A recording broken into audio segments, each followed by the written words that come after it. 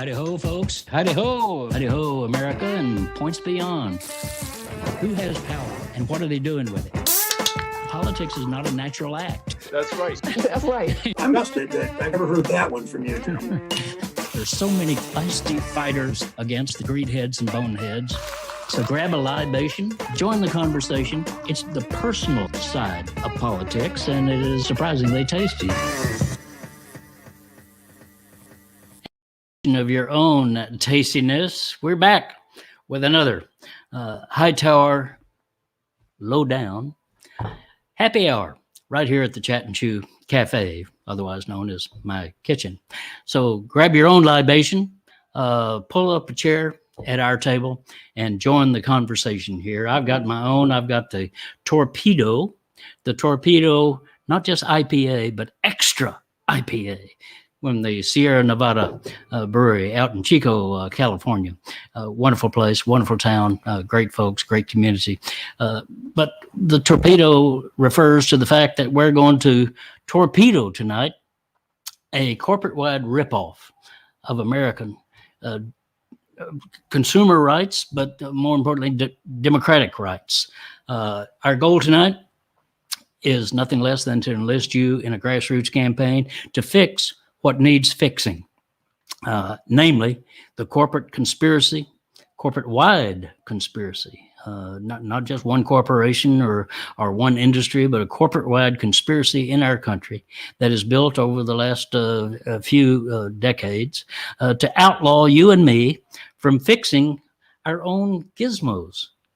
Yeah, you're not allowed to fix things. So here's what we're talking about right here.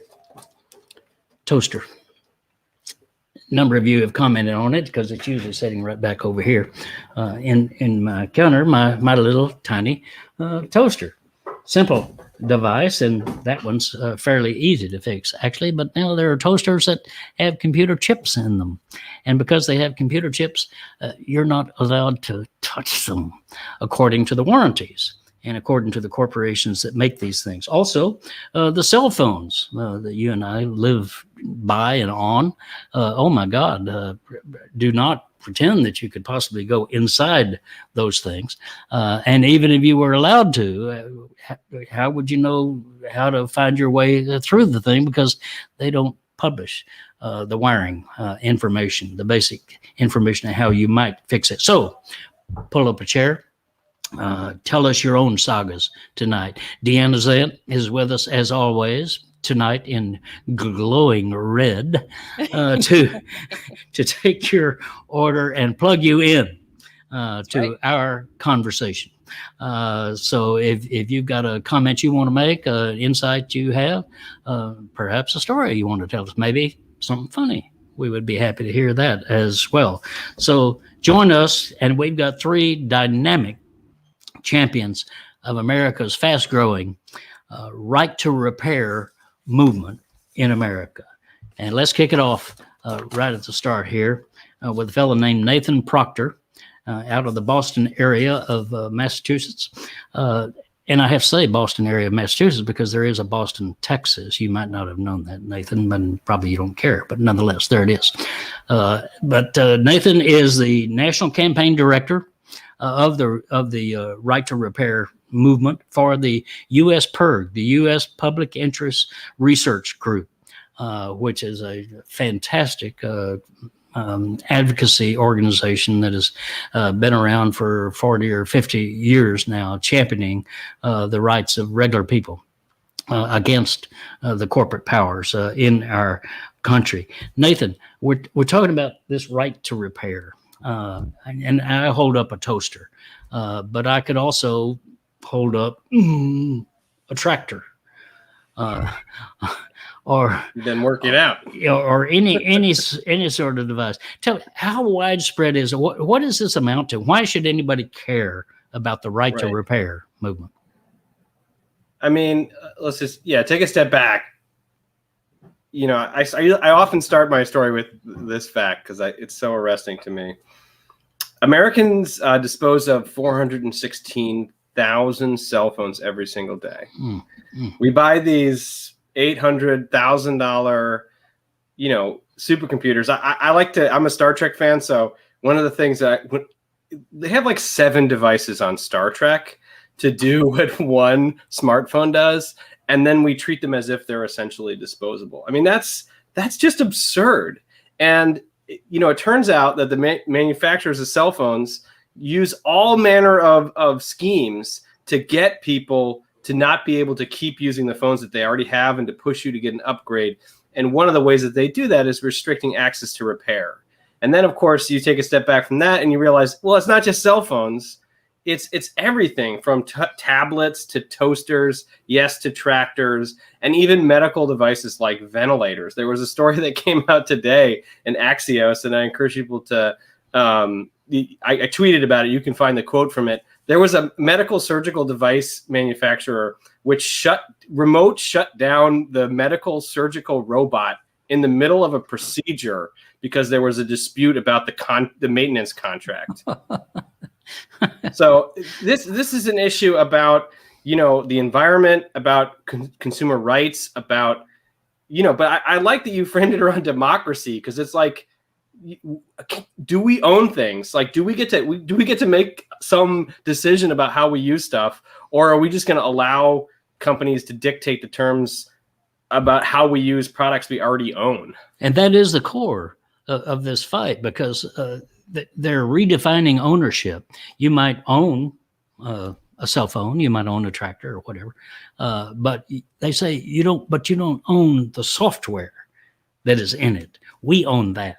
And therefore, only we can touch that software. You must not be allowed to touch it because we charge you for touching that software if it goes hooey.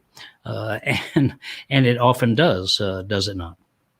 Yeah, I mean, software is how things run now. So it'd be like popping the hood of your car, and you're like, oh yeah, you can change the oil, but there's like a master lock bolting down these other portions of the engine, which you are deemed to be insufficient to manage your own car repair because you might do it wrong. And it's absurd and it's insulting, but also there's a clear incentive, right? If you're a manufacturer and you can force people to only use your authorized dealers for service, or you can force people to upgrade on a schedule because you can kind of dictate the terms of obsolescence, there's an incentive to do that. And if the government's not going to stop you, the only thing that's going to stop you is like, how much can your customers tolerate? And for a lot of these companies, they're essentially monopolies. And so it's like, there's really no recourse that people have. And this is a tool of monopoly, right? I mean, this is a way to monopolize. If you have to go back to the corporation and pay the price, and that price is never cheap, it's non-competitive. Yeah, it's a thing that's been around in monopoly law for a while called tying, where if you sell somebody something and then you kind of sneakily use that to force them to buy something else, to some other service, that's seen as a monopoly concern. And but yet, basically, no one's been stopping these companies from doing that. So they're doing it in everything. I heard a story about how somebody had a simple repair, like a thermostat went out in their refrigerator. And to change the part, you needed some proprietary software pairing tool. I mean, this is like a simple part in a fridge. These things break all the time, but they're software locked so that you have to call the manufacturer branded authorized person, and they charge $170 to punch in this code so that you can use your fridge again. And as we know, they're designed to fail over a very short period. Cell phones, 2 years, maybe, et cetera. And then you got to go to them to get a repair or buy a new one. And they say, well, you just toss it, throw it out in the trash, throw it away. But as the environmental movement has been teaching us for years and years and years, there is no away, is there? So talk a little bit, Nathan, about that, about the environmental impact of this throwaway society. Yeah, I mean, I think when you want to talk about the environment, you actually have to talk about both the waste problem, but also like the new manufacturing problem. Like they don't just make iPhones out of, hopes and good dreams, right? They have to mine rare earth materials, and they have to get cobalt and lithium, and there's conflict minerals, and there's like a lake that's radioactive and like basically acid in Mongolia as a result of people mining rare earth metals that are necessary for smartphones. And so there's literally like a lake of radioactive death somewhere so that we can have disposable phones, right? There's a cost to the making of the thing. And in fact, there's actually an increasing climate problem with our new stuff. Like my report, The Fix Is In, found that if Americans use their cell phones 1 year longer on average, it would be the climate equivalent of taking 636,000 cars off the road, because there's so much ecological damage and so much carbon emitted in the process of mining all these materials and smelting them down to very small parts and then manufacturing them and then shipping them across the world, when really the thing that we need is some simple repair that could be a local job for a local technician, but that's being denied to us. Well, but let's go to the essence of the manufacturers, the corporate interest argument, which is that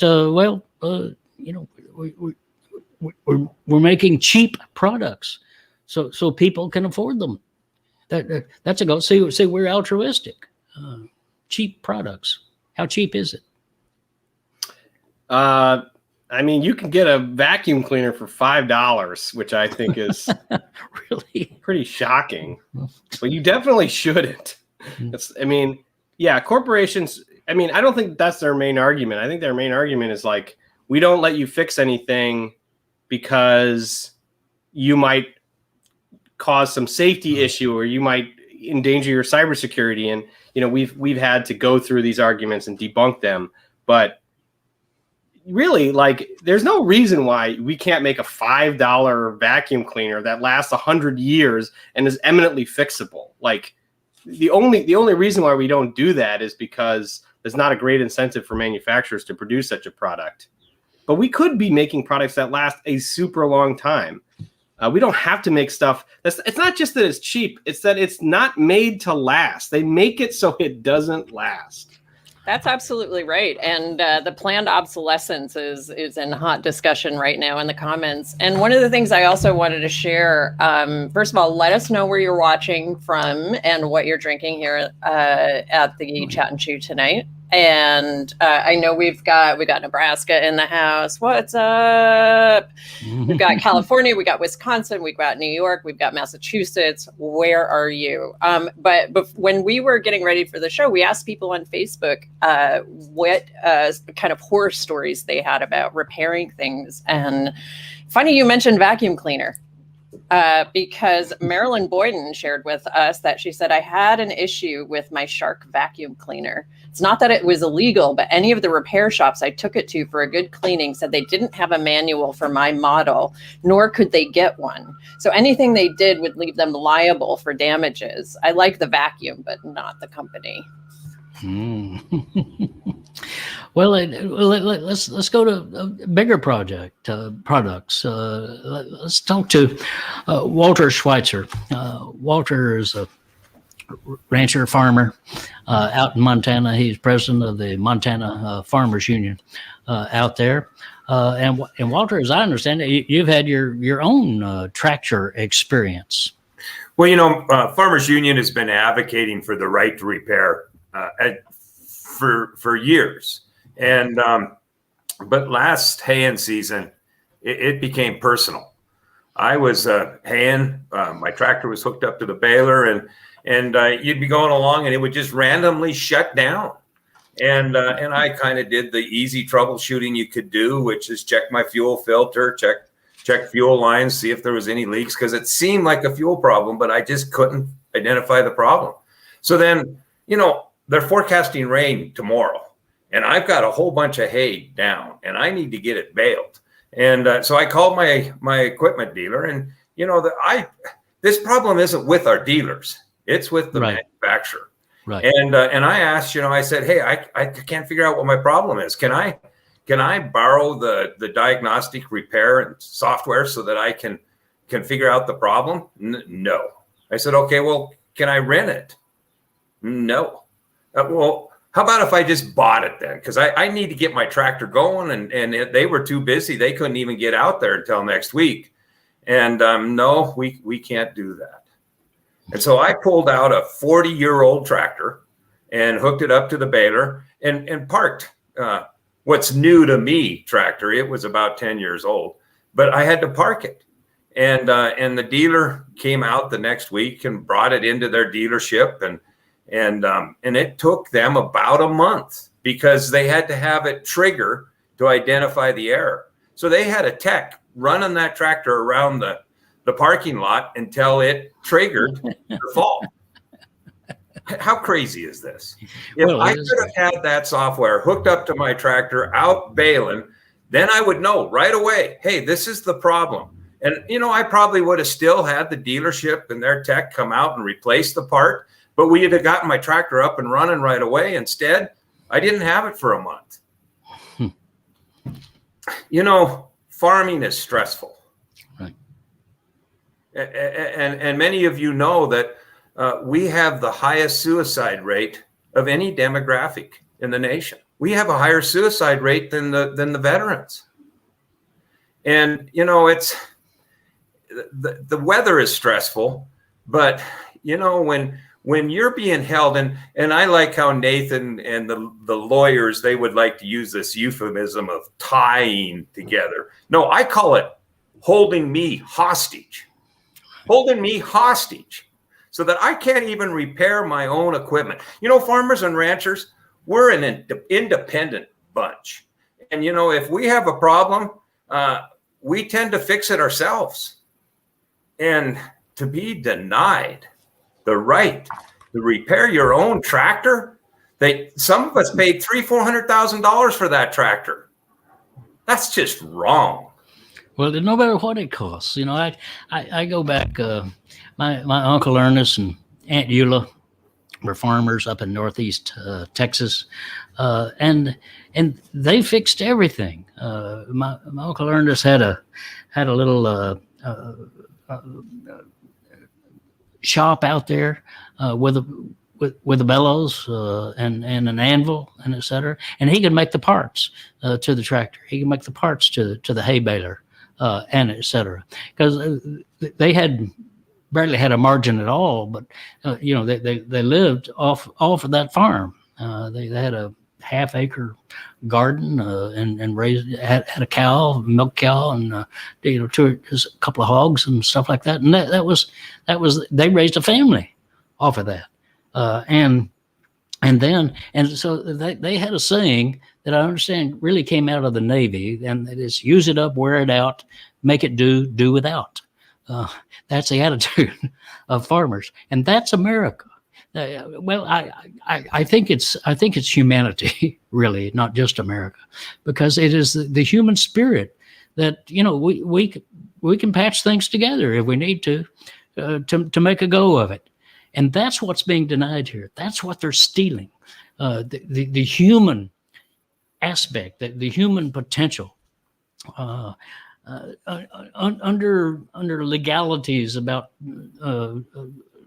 corporate laws and patents and et cetera, which is just as you ranchers out in Montana probably say, bovine excrement is what it really comes down to, because they're just trying to make money for themselves and for their shareholders at the expense of everybody else who is out there just trying to make a go of it.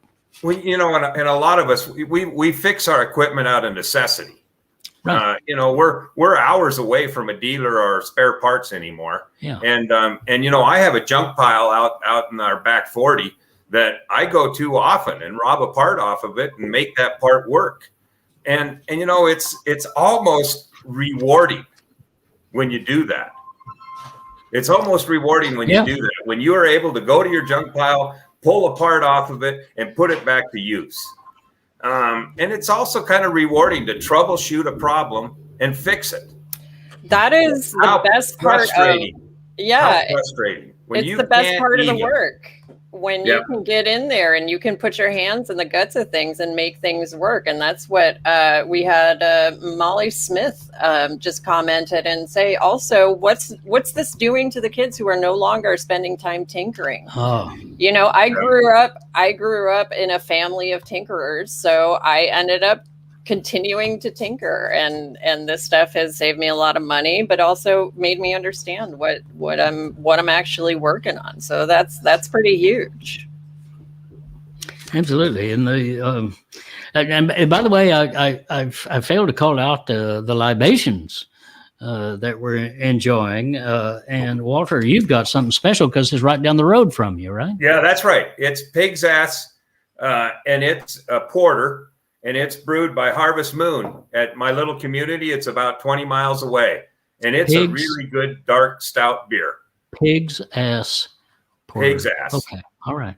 Pig's I want a ass case porter. of that. Could you send a case of that to me? Yeah, I'll talk to them. I bet you they'd be more than happy to Put do it on a that. mule train and send it on down here. Nathan, you've had something good too. What are you drinking there? Oh, I'm here with Boom Sauce from Lord Hobo. Boom sauce. Boom Sauce. Here comes the boom. It's a brewery down the road from me in Woburn, Mass. Not Woburn. Come on, Woburn. Woburn. Right. Yeah, you got to say it right. Practice our Massachusetts. Yeah. Yeah, it's a double IPA.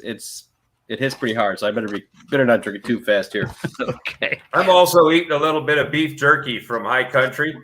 They make this beef jerky up at Lincoln, Montana, Okay. and it tastes good with a nice pig's ass beer. There you go. Jerky and pig's ass beer. Okay. All right. Moving right along with the important discussion here. Let's go to Willie. Hey, Hightower, how are you? Well, I'm doing better being with you because you've been a champion on this right to repair issue for, I guess, all of your life and beyond. Tell us about your grandfather. My grandfather was Theo Brown, and he was on the board of directors of John Deere for 30 years. He ran their research and development arm of John Deere, and the first few patents he had of the 158 total, the first few were on the manure spreader. Manure spreader. The manure spreader, that's right. How many? He had patents on them. Oh, here it is. Look at this. Yeah, How many patents did he have? 158 patents. But on the manure spreader. 158 total patents, 34 on the manure spreader. There it is. Look at that. The John Deere manure spreader. I love this. But before you move along, and I want to hear mostly from you, but there's a great story of this guy in Vermont. He's a farmer, and he ran for the U.S. Senate up there because some billionaire out of Massachusetts had moved into Vermont and announced that he was ready to be their U.S. senator, and was prepared to spend a bunch of money on it, and he did spend a bunch of money on it. But this farmer entered the race, and he campaigned across the state on a manure spreader. And he won. The farmer won, defeated the billionaire out of Massachusetts. Anyway, back to your story. Let's talk about what your grandfather did, because he did more than just the inventing of the stuff. He actually made the fight. Well, he was a guy who would go out into the fields and talk to the farmers and really listen to what they needed. And then he'd go back into his shop and work with the guys and come up with a new product. Hard to imagine. And he was always talking about how much he loved to be out in the field, talking to the guys and being of service to the industry. And I got to tell you, it gets under my skin no end what's happening today with the great company he helped build. It's a crime. And I mean that quite literally. There are things that John Deere is doing right now that are criminal. And I have a suspicion that my name is on a couple of people's list at John Deere of, if he shows up somewhere, don't pay any attention to him. And there's, John Deere is pretty famous for retribution, and there's a lot of people out there who are afraid of John Deere, because if they don't give you some service right in the middle of your harvest or in seeding, you could be up a shit creek, that's for sure. So there's a whole lot of fear out there. And one of the things I notice is people don't call John Deere out on their lies.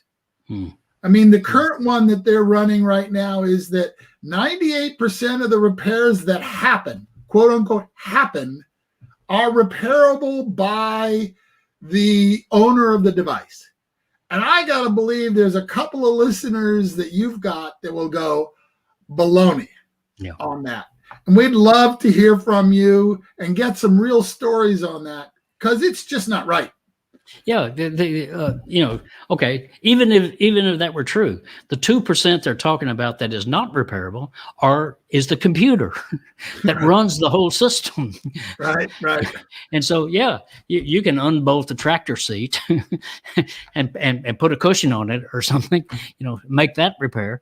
But if you want to actually fix the thing that makes the tractor run, well, that's another thing all together. So that's and you said something important there, and also Walter was indicating that corporations have a repair system that's based on your coming in at their convenience, but Mother Nature doesn't operate like that.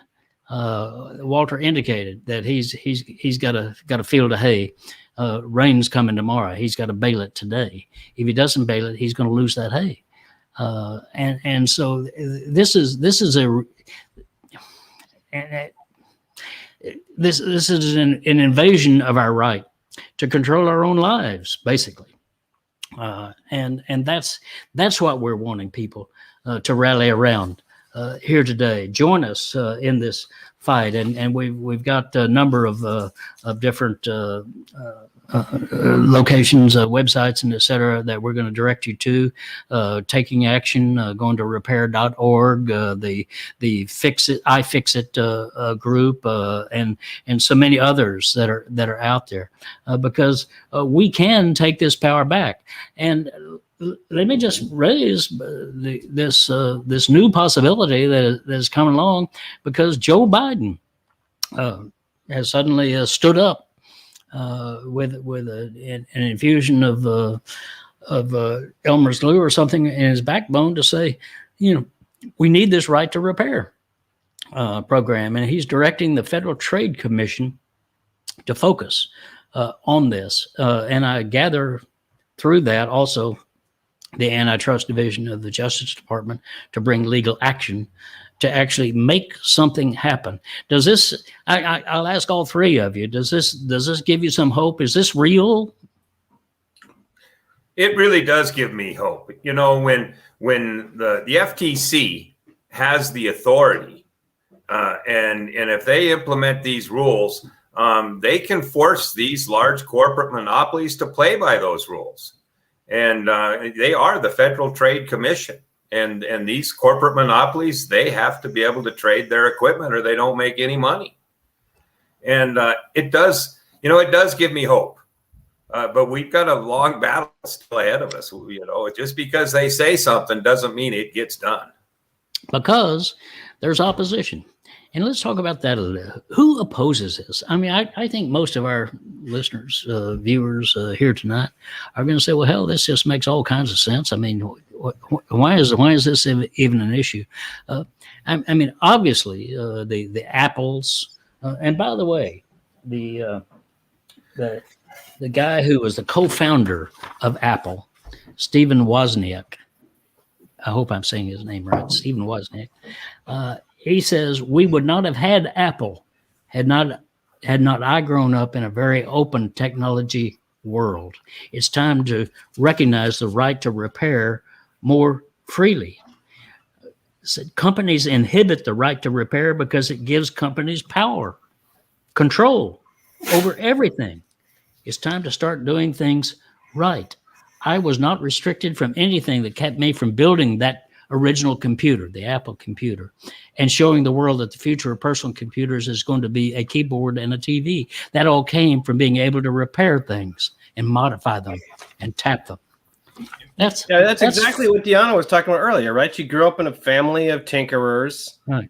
And she got curious, and she became a love of technology. Now she's working in technology really as a profession, and that's just how things work. And what Wozniak is saying is, if we restricted, people, if we were restricted then, like Apple's restricting people now, we could never have built Apple. And to me, that's, I think we're at a crisis moment. We either have a country where people have, the ability to control the future for themselves. They have agency. They have some that we have democracy in our technology, or we've got a country where the only control goes to, the king of the mountain. And if that's Apple, or if that's John Deere, if that's some other company, and maybe it switches, maybe some company, takes them over and, does them dirty or whatever, then we'll have to deal with that new monopoly, and they'll try to lock everybody out of competing with them. And that's bad for innovation. It's bad for the environment. It's bad for consumers. And it ultimately, it hurts the fabric of, our ethic in America, which is people should be able to do things. Yes. I think that's really important. Let me jump in here, Hightower. Go ahead. One of the things I want to say is, this is a good start, but we've got a whole lot of work to do. And you can't just say, oh, great, we've got an executive order on this, everything's going to be fine. About the only thing I can say that the executive order does in my mind is it's the starting gun for the race. Opens the door, yeah. Yeah, opens the door. So and by the way, I'm gangbusters on this and very excited about what's happened. But I also know that unless each and every one of us goes out, and if it's just talk to a dealer or you're somebody, and just say, this right to repair thing makes sense. It's like, this is what we should be doing, and then listen to why they're saying no, and then go, well, I disagree with you, but let's get this figured out. Yeah. And by the way, it's not, speaking of dealer, talk to your dealer. I think that's a very good thing. We should talk to the dealers of these products. But it's not just tractors. I mean, you're going down to get your new cell phone because your 2 years cell phone has expired. But you could talk to those people too, not the clerk who's handling your transaction there.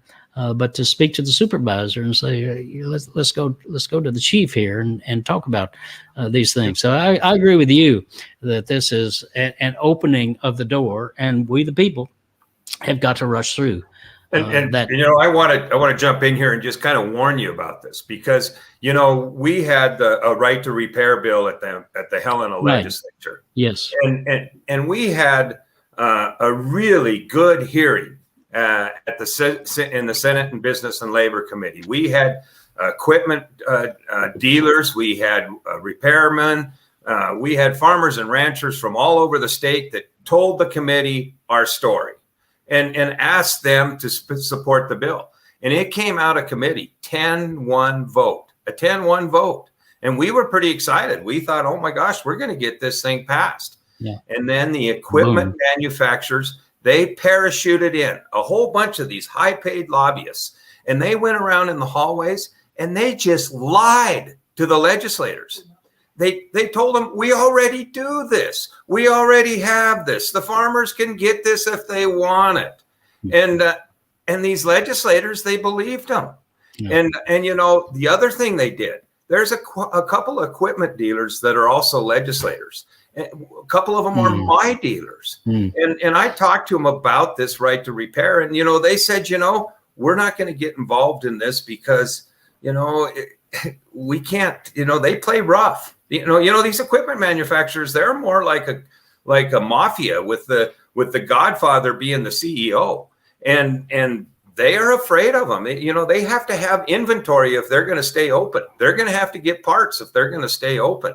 They can't stand the retribution. So they were going to stay out of it, not say anything, be neutral. And then the manufacturers' lobbyists showed up. They got some phone calls from the manufacturers. And these same dealers, friends of mine for decades, got up and testified against the bill. There you go. And well, we're going to have to be ready for this when we're talking about the rules that need to be made, because they're going to bring in these high-paid lobbyists, and they're going to lie to the commission. They're going to tell them we're going to do this. They even signed a letter in California several years ago that said they would do this, and that's all we did is we made our bill just exactly mirror the letter they signed and said they would do by January 1, 2021. Well, it went by and they had done nothing. Well, as you know, Walter, they write their arguments on the back of a check to those legislators and those members of Congress, and that's part of the larger fight that we're in. But I think you're onto something big, and let me move into the positive aspect of this, which is an enormous coalition is possible here. This is not a left-wing, right-wing issue at all.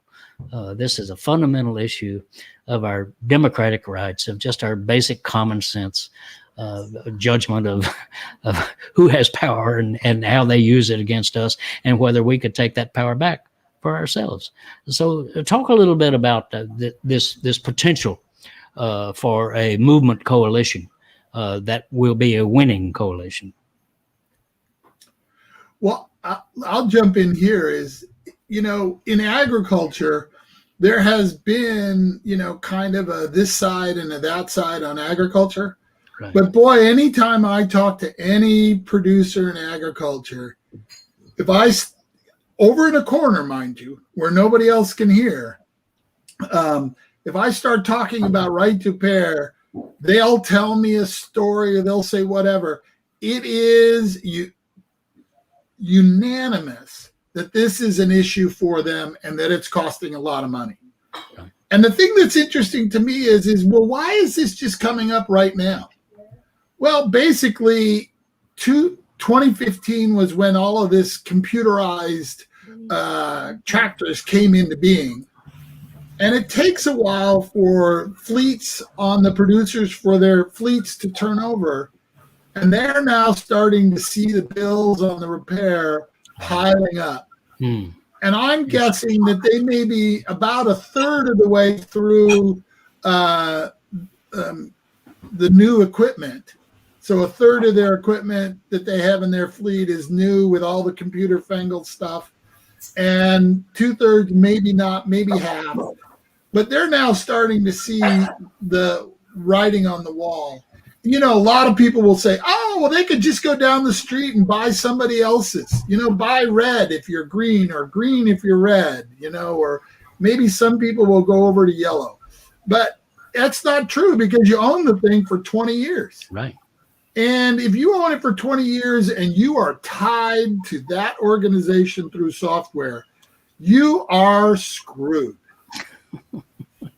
And if you look at John Deere stock, sorry, Deanna, I'm going to just jump. No, go ahead. John Deere stock, its value is way overpriced. Yes, and it's because John Deere has projected that their profits are going to grow 30% every year for the next 3 years. 30%. 30%. Could you imagine if you were a farmer? Yeah, 30% profit. Hallelujah. Hallelujah. Deanna, speak to us. Well, it's funny because when we were preparing the show and I was sharing, I was like, when are you going to find a more amazing confluence of movement building than you get nerds in here and you get farmers in here, and we're all talking about the same things. And I feel like that's, really getting to the root of this issue. And, a lot of people are asking in different areas of different platforms comments, what can everyday people do? Because people are really tuned into what Walter is saying about these corporate lobbyists. And, Jama said, money talks, cowards walk. And what can we do as everyday people to work on this issue? Well, can I speak to that just because Sure. I have been in this campaign for a long time, and I've had some heartbreaking just losses where you just, that the manufacturers did some dirty tricks. There was a story that came out of Washington 2019 about how the president of Microsoft had this breakfast meeting with the leadership of the House and basically negotiated a death to right to repair in that state. And this is hard. It really, it's tiring. But at the same time, we're definitely winning this campaign, right? Yes. And so how does that happen, right? And to me, this is what I get into as an organizer and an advocate, right? We win the people. We get a huge coalition together that shows not that just that we can win some people, but we can win America on the idea that you should be able to fix something and the manufacturer shouldn't be able to tell you no. And then you build the coalition, right? You win the people, you win the arguments, you organize the people, then you put together the facts, right? Our arguments are airtight. Like we brought them to the FTC, we brought them, most recently to the White House, right? We know what's going on in this industry. Oftentimes I'm testifying in some state legislature and I have to let me just respond to what somebody said who represents the appliance industry and explain to them how their industry works, because I have actually talked to the technicians who fix this stuff and I know, and this lobbyist hasn't. So we have the facts, we have the people, and we're winning, right? I've been called by some of these manufacturers and their groups to say we kind of have to recognize that you're in the lead position now, and what can we do now? Let's talk. And it's to that point, we have a question organized. actually from Jay Jackson over on YouTube, who is asking about how do you answer the safety argument that's raised so often about right to repair, when people say, well, it's not safe for people to repair their own stuff. When you're talking about you've done this work and you've come to them with these arguments, what are the things that you say back, and how can you bring more people on board? Yeah, I think there's ways that I can do it rhetorically and ways that I can do it with data. But let me just do this rhetorical version first. Your automobile can travel 80 miles an hour through populated areas, and it weighs a ton.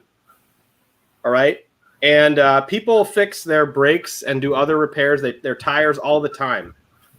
Right, hundreds of millions of these vehicles out there.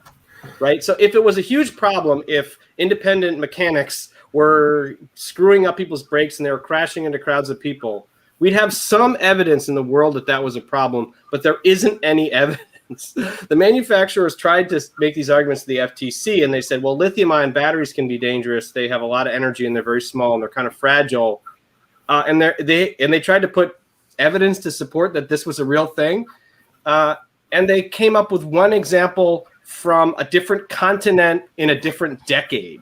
That was their evidence to support that lithium-ion batteries are dangerous. Hypothetically, yes, lithium-ion batteries are dangerous, but there's hundreds and hundreds of millions of these products out in the world, and we have some data, some life experience that says people can handle the damage without hurting themselves. They're not total children out there. They have some knowledge and ability, and that's, to me, that's the rhetorical argument. And then to the extent that there's been studies and data we can point, because they all reinforce the same idea. People manage risk on their own all the time.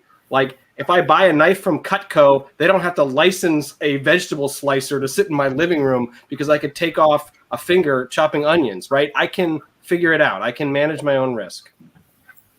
And farmers have been doing it for decades. Exactly. Why did they get stupid all of a sudden? Yeah. Come on. Everybody's We're been just doing being it for held decades. hostage. If you go through any working class neighborhood, you got cars up on blocks. You got people fixing stuff. They don't call a plumber. They got a cousin comes in. I mean, we know how to do this stuff. So this is corporate bullshit. basically. And we've got to stand up to it. And that's why I'm so proud of you three guys for being. And by the way, we call it FUD. FUD. Fear, uncertainty, and doubt. Okay. As long as they can create fear, uncertainty, and doubt, they're going to win. Yeah. So the way individuals can fight against this is say, no, I'm willing to take that responsibility myself. I'm not a stupid jerk. I can do it. So that argument doesn't play with me. Go away. Yeah. The other thing, that we ran into down in Helena at our state legislature is that the other farm groups, many of them are sponsored by these equipment manufacturers, by these Farm corporate Bureau, monopolies. Jesus, and all it took was a phone call or two from these CEOs saying, now, wait a minute, are you on our team or not? And so they neutralized them. And so if you really support the right to repair your own equipment, you need to call your elected officials and tell them so yourself. Tell your organizations that are supposed to represent you that you want the right to repair, or you're going to quit them. And get in their face, because in a place like Montana, and really any state, no matter how big that state is, the representative is from a local area, and you can be right in their face. Talk to them as they come out of church. Talk to them in the grocery line. And you say this isn't a partisan issue, but I'm telling you, it became a partisan issue. Yeah. And the Republican leadership absolutely whipped their membership to vote against it. And it was a party line vote. The Democrats supported it, and the Republicans voted against it. Well, we need to reach out to everybody and bring them into this tent. I go back to my days when I was elected agriculture commissioner here in the state of Texas, and the Farm Bureau and the chemical lobby and the farm machinery lobby and all of those lobbies had, of course, opposed me. And one of the lobbies, it was the Farm Bureau lobbies, came to me in my office and wanted an appointment and meet with me and said, well, Hightower, if you'll just move over to the middle of the road, we'll be able to get along. And I told that story to a West Texas rancher I knew. And he said, oh, hell, Hightower, there's nothing in the middle of the road but yellow stripes and dead armadillos. We got to get out there and fight for the ordinary people of our country. And that's what you folks are doing. We're so proud of you. So we put up the notices of how we can be in touch, of how our viewers and listeners can be in touch with you and join this movement. We can make this happen. This is something we can do because that coalition is extraordinarily broad and available. And some of the right-wing organization, Republican organization might be opposed to it, but their members are not. So we've got to reach out to ordinary people and put it together. Thank you all. Thank you so much for what you're doing and for being a part with us. Thank you all for joining us tonight on the Hightower Happy Hour at the Chat and Chew Cafe. We'll be back with you in a couple of weeks. Adios. Drink that beer. Drink that good beer. Get your good beers up. Okay, here we go.